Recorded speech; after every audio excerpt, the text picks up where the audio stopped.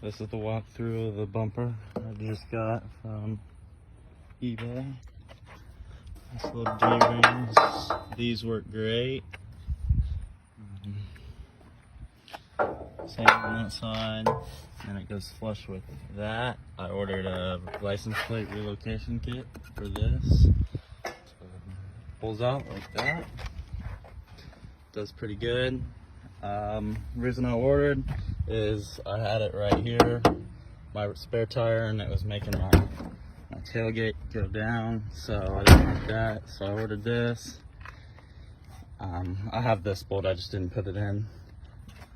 And if it closes good, and then to close it, let's do that, and turn, she's locked in there.